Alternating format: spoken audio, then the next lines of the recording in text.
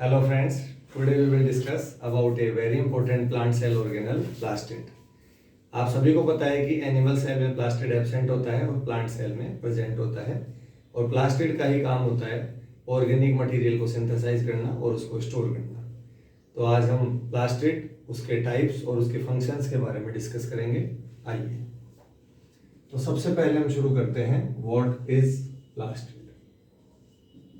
तो plastid is a cell organelle present in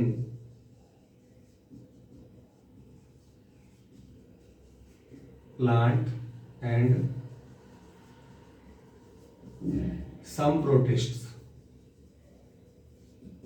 मतलब plastid जो सेल ऑर्गेनल होता है वो एक तो प्लांट सेल में पाया जाता है और कुछ प्रोटिस्टन्स में पाया जाता है। अब व्हाट आर प्रोटिस्ट, अगर ये आपका डाउट है तो 5 किंगडम क्लासिफिकेशन जो आर.एच. व्हिटेकर ने 1969 में प्रोवाइड कराया था, उसमें पहला किंगडम होता है वो होता है मोनेरा, जिसका प्रॉपर्टी होता है प्रोकैरियोटिक, यूनिसेल्युलर और बैक्टीरिया जिसके सोल मेंबर होते हैं।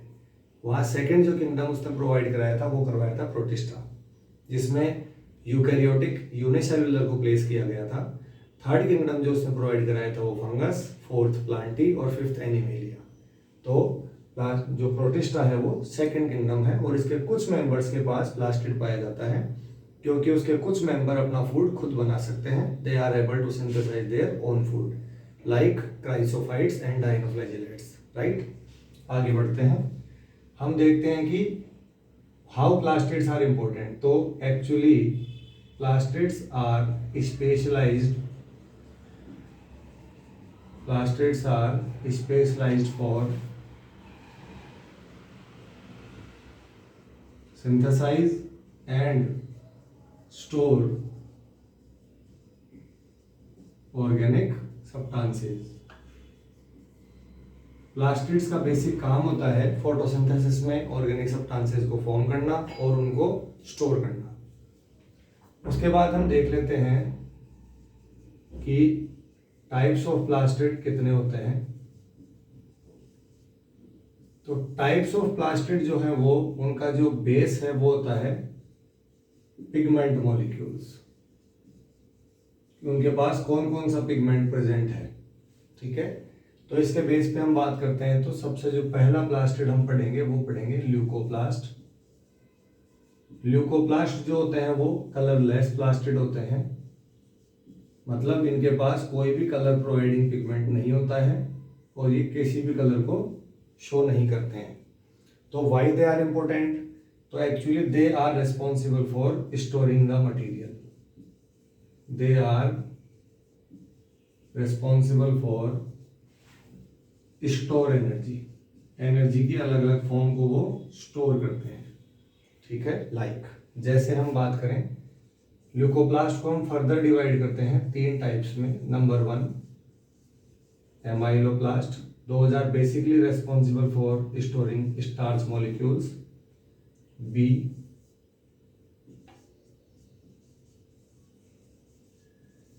एल्यूरोप्लास्ट या फिर प्रोटीनोप्लास्ट, those are responsible for basically store protein। Number 3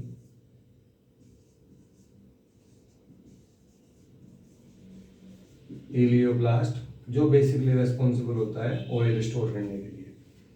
मैं ये कहना चाह रहा हूँ आपसे कि अगर कोई फूड पार्टिकल या कोई फूड आइटम जो प्लांट ने सिंथेसाइज किया है अगर वो स्टार्च में रिच है लाइक ग्रेन्स, तो they are contain rich amyloblast. अगर कोई फूड आइटम प्रोटीन में रिच है लाइक राजमा, लाइक पल्सेस, तो they are rich in aleuroplast. और if any food particles synthesized by plant are rich in oil like castor, almond, coconut, groundnut, तो they are rich in elaioplast.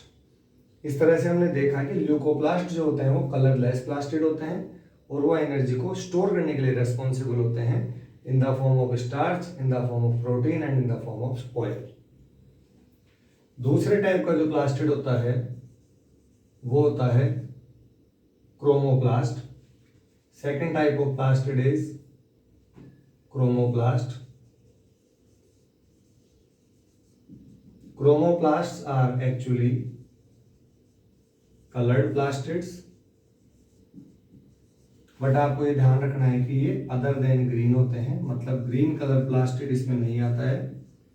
Green colour plastid को हम particularly chloroplast में अलग से पढ़ेंगे। Other than green का मतलब ये कंटेन करते हैं carotenoids, they contain carotenoids like carotene and xanthophyll, and they provide plant yellow, orange and red color and present in different fruits, flowers and vegetables, and responsible for attracting pollinators for pollination. Attracting pollinators for pollination. आपको पता है कि जो flowering plants के पास different different colour के flowers होते हैं या डिफरेंट डिफरेंट कलर के फ्रूट्स होते हैं, उन्हीं की वजह से जो पॉलिनेटिंग एजेंट हैं, एनिमल्स हैं, इंसेक्ट्स हैं, वो उसकी ओर अट्रैक्ट होती हैं और आकर के अपने पॉलिनेशन के मैकेनिज्म को कंप्लीट करती हैं। तो एक्चुअली ये प्रॉपर्टी होती है क्रोमोप्लास्ट की। और वैसे अगर हम समझें तो हमें पता है कि कोई भी फ्रूट या कोई भी वेजिटेबल वगैरह जो होती है वो इनिशियली ग्रीन ही होती है और बाद में उसका जो कलर है वो कन्वर्ट होकर के किसी पर्टिकुलर कलर में बदल जाता है। इसका मतलब पहले वो क्लोरोप्लास्ट होता है और क्लोरोप्लास्ट ही आगे जाके बदल के क्रोमोप्लास्ट में कन्वर्ट होता है। इसकी पूरी बात अगर हम समझें तो ये एक्चुअली पहले प्रोप्लास्टिड्स होते हैं, प्रोप्लास्टिड्स बदलते हैं क्लोरोप्लास्ट में और क्लोरोप्लास्ट ही बदलता है क्रोमोप्लास्ट में, या फिर डिफरेंट काइंड ऑफ ल्यूकोप्लास्ट भी जो डेवलप होते हैं वो प्रोप्लास्टिड्स से ही होते हैं। इनको बोलते हैं इंटरचेंजेबल प्लास्टिड। ठीक है, इसके बाद हम आगे बढ़ते हैं और हमारे थर्ड टाइप के प्लास्टिड को हम पढ़ते हैं। थर्ड टाइप का जो प्लास्टिड है वो है क्लोरोप्लास्ट। तो आइए स्टार्ट करते हैं। Third type of plastid is known as chloroplast, which is most important topic. तो chloroplast is actually green color plastid having chlorophyll,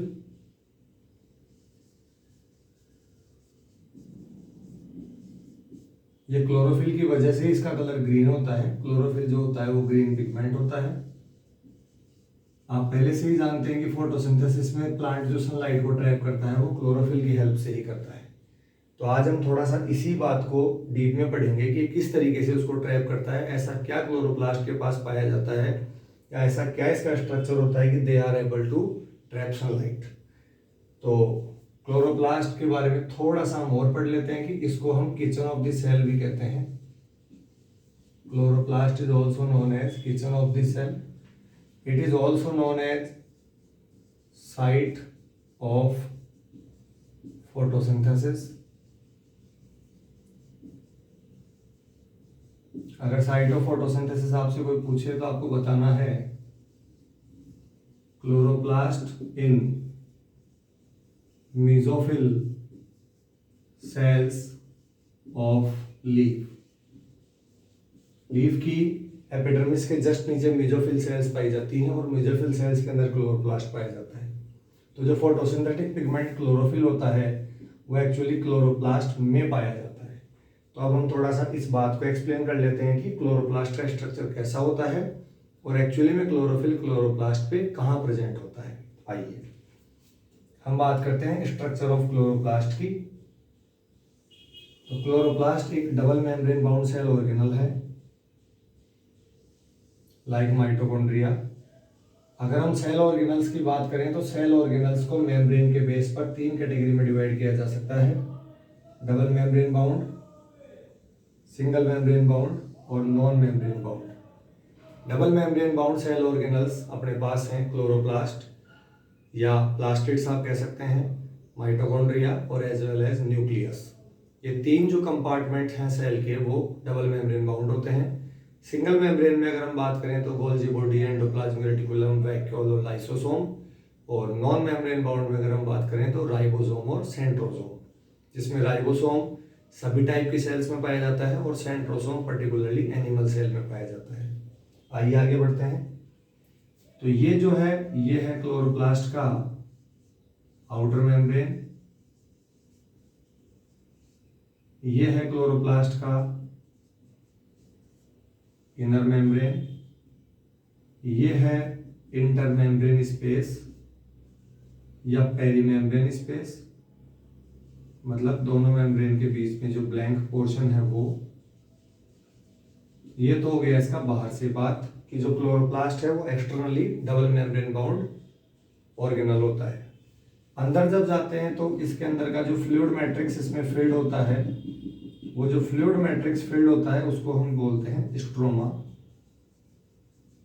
जो एक्चुअली में फोटोसिंथेसिस की डार्क रिएक्शन की साइट होता है। डार्क रिएक्शन का मतलब होता है जहां पर CO2 का फिक्सेशन होता है into carbohydrate. You know very well already कि photosynthesis is splitted into two parts, light reaction as well as dark reaction. Light reaction के पास 3 इवेंट होते हैं, डार्क रिएक्शन के पास एक इवेंट होता है। लाइट रिएक्शन का पहला इवेंट होता है absorption of sunlight bye chlorophyll. उसके बाद हम वाटर की स्प्लिटिंग करते हैं, वहां से प्रोटॉन और इलेक्ट्रॉन्स प्रोड्यूस करते हैं। प्रोटॉन और इलेक्ट्रॉन्स जो प्लांट प्रोड्यूस करता है उससे वो एसिमिलेटरी पावर ATP और NADPH बनाता है और उस ATP और NADPH की मदद से या उसको स्ट्रोमा में रिलीज करके CO2 को फिक्स करके फाइनली वो ग्लूकोज फॉर्म करता है। तो ये वो स्ट्रोमा है जो डार्क रिएक्शन की साइट होगी। बचे हुए जो तीनों हैं absorption of sunlight, splitting of water और formation of ATP and NADPH, these 3 events are considered in light reaction. इसके बाद हम अंदर चलते हैं। तो जब हम अंदर चलते हैं तो हमें पता चलता है कि इसके अंदर एक पाइल ऑफ कॉइन की फॉर्म में स्ट्रक्चर होती है,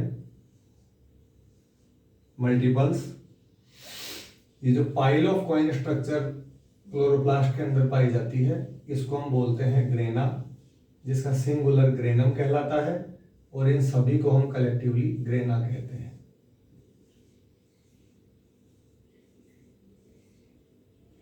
कुछ इस तरीके से।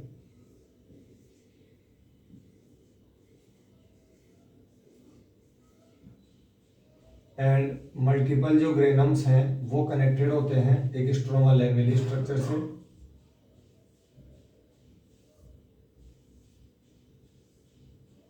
कुछ इस तरीके से। इसके अलावा क्लोरोप्लास्ट के पास खुद का राइबोसोम होता है जो कि 70S यूनिट का होता है। इसके अलावा इसके पास इसका खुद का डबल स्ट्रैंडेड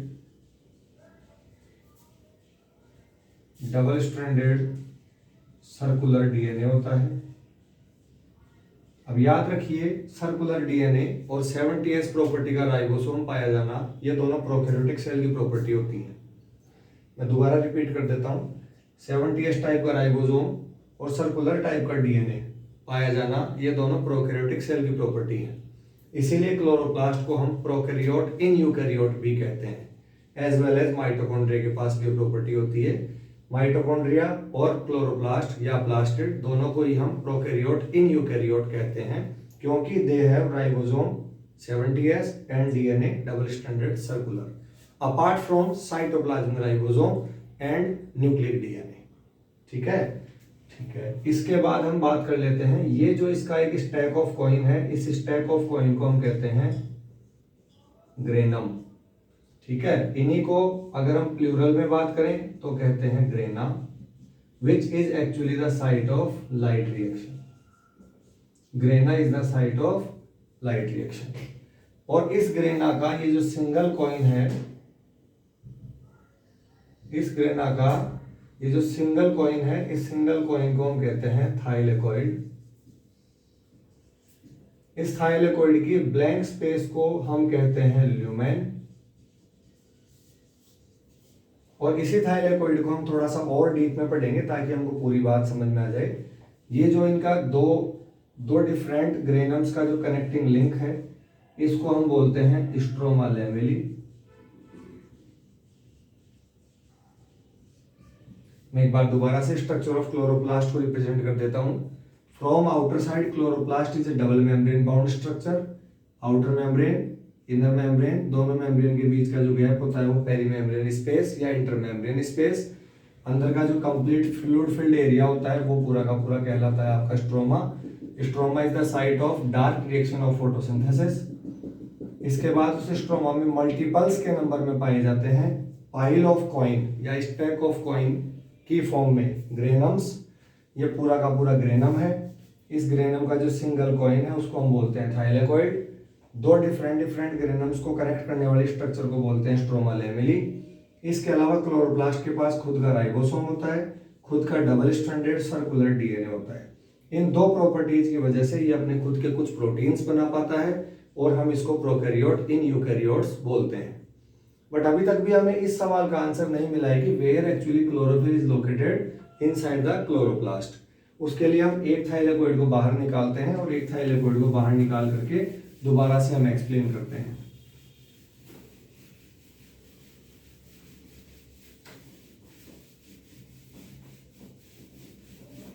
तो देखिए, अगर हम ये एक थाइलेकोइड हमने बाहर निकाल लिया, सिंगल थाइलेकोइड, तो ये जो सिंगल थाइलेकोइड है, इस थाइलेकोइड की जो मेम्ब्रेन है उस मेम्ब्रेन पर एक्चुअली क्लोरोफिल लोकेटेड होता है। अगर आपसे कोई पूछे कि where is actually chlorophyll located, तो आपका आंसर होना चाहिए on the membrane of thylakoid. मतलब थाइलेकोइड की मेम्ब्रेन पर जो होता है वो क्लोरोफिल पाया जाता है। What is chlorophyll? Chlorophyll is a green colour pigment responsible for trapping the sunlight. ठीक है, आइए अब आप थोड़ा सा और समझ लीजिए। एक्चुअली जो क्लोरोफिल होता है वो अकेला प्रेजेंट नहीं होता है। क्लोरोफिल जो प्रेजेंट होता है वो फोटोसिस्टम की फॉर्म में प्रेजेंट होता है। तो what is photosystem? Photosystem is the grouping of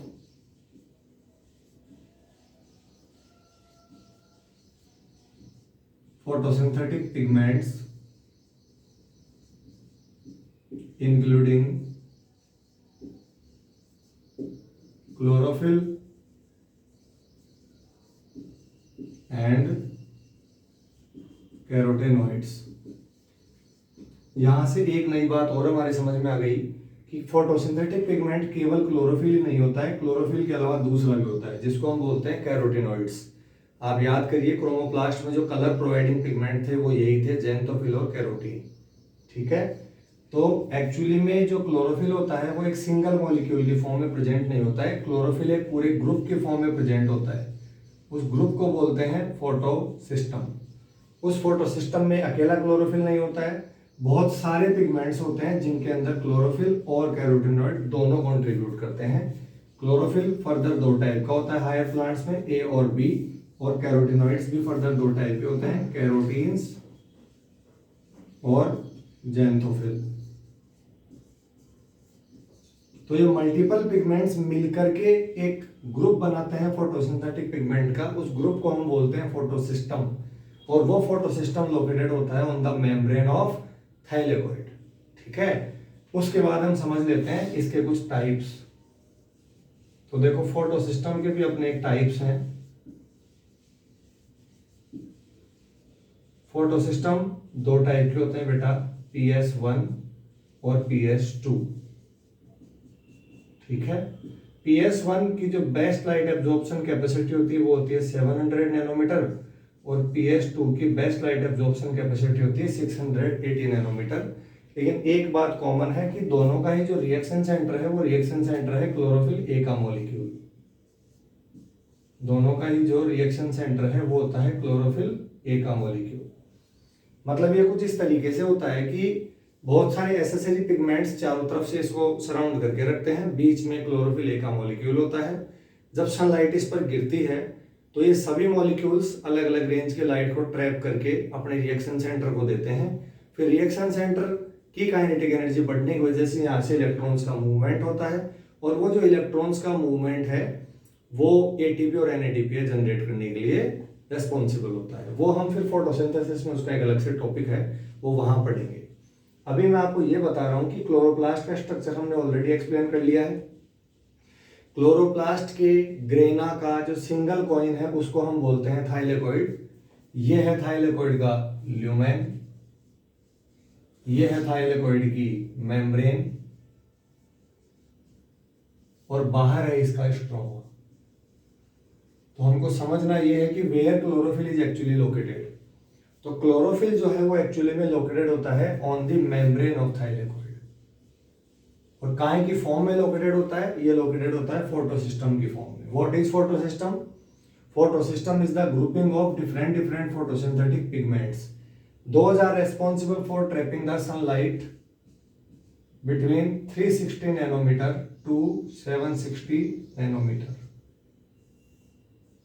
ये एक लाइट की रेंज है जो फिजिक्स में हम विब्ग्योर भी पढ़ते हैं। Violet, indigo, blue, green, yellow, orange और रेड, ये विजिबल लाइट स्पेक्ट्रम है। और इस विजिबल लाइट स्पेक्ट्रम की अलग अलग रेंज की लाइट को ट्रैप करने की रेस्पॉन्सिबिलिटी अलग अलग फोटोसिंथेटिक पिगमेंट की होती है ना। आपने पढ़ा भी होगा कि क्लोरोफिल ए को हम बोलते हैं मेन पिगमेंट ना, या फोटोसिंथेसिस परफॉर्म करने में जो मेन पिगमेंट होता है वो क्लोरोफिल ए का मॉलिक्यूल होता है। वो इसीलिए बोलते हैं क्योंकि ये दोनों रेंज की लाइट को, मतलब लोअर एंड की लाइट को और हायर एंड की लाइट को, दोनों एंड की लाइट को ट्रैप करने के लिए रेस्पॉन्सिबल होता है। मतलब chlorophyll can absorb the light at both the ends, at lower end as well as higher end, ठीक है। और उसमें उसकी मदद करते हैं डिफरेंट कैरोटीनॉइड्स। और ये सभी पिगमेंट्स एक ग्रुप की फॉर्म में एज ए फोटोसिस्टम लोकेटेड होते हैं थाइलेकोइड की मेम्ब्रेन पर। और इनका काम होता है अपकमिंग सनलाइट की अलग अलग रेंज को ट्रैप करना और उसके हिसाब से एनर्जी को प्रोड्यूस करना, इलेक्ट्रॉन्स को प्रोड्यूस करना, वाटर की स्प्लिटिंग करना, और फिर आगे प्रोटॉन्स और इलेक्ट्रॉन्स जनरेट करके एटीपी और एनएडीपीएस का फॉर्मेशन करना। तो इस तरीके से हमने देखा कि क्लोरोप्लास्ट काम कर रहा है किसकी तरह? किचन ऑफ द प्लांट की तरह, किचन ऑफ द प्लांट। तो अगर हम समराइज करें तो leucoplast are responsible for store energy, chromoplast are responsible for providing colour, insect pollinators provide pollination, and chloroplast is basically responsible for synthesizing food. Chloroplast का basic काम है energy को बनाना, मतलब जो प्लांट की प्रोड्यूसर प्रॉपर्टी है। हम सभी जानते हैं कि प्लांट्स को नेचर में प्रोड्यूसर माना जाता है, बाकी जो लोग हैं वो कंज्यूमर्स हैं। और ये दोनों जब डेड हो जाते हैं तो डिकम्पोजर्स इनकी न्यूट्रिएंट को रिसाइकल करके वापस एनर्जी को बैलेंस कर देते हैं। तो जिस पर ये पूरा इकोलॉजी टिका हुआ है प्रोड्यूसर्स पर, वो प्रोड्यूसर्स जो प्रॉपर्टी है वो एक्चुअली में क्लोरोप्लास्ट की वजह से है। क्लोरोप्लास्ट ही वो पार्टिकल है सेल के अंदर, या वो ऑर्गेनल है जो लाइट को ट्रैप करके उसको एनर्जी में बदलता है, या प्लांट को ट्रांसड्यूसर की प्रॉपर्टी प्रोवाइड कराता है। ट्रांसड्यूसर का मतलब होता है जो एनर्जी की एक फॉर्म को दूसरी फॉर्म में चेंज करें। और क्लोरोप्लास्ट के पास अलग अलग फोटोसिंथेटिक पिगमेंट हैं जिनकी मदद से वो लाइट को ट्रैप करके फोटोसिंथेसिस परफॉर्म करवाता है। तो ये आज हमने प्लास्टिड का एक पूरा टॉपिक देखा कि प्लास्टिड टोटल 3 टाइप के होते हैं और किस किस प्लास्टिड का क्या क्या काम होता है। Thank you.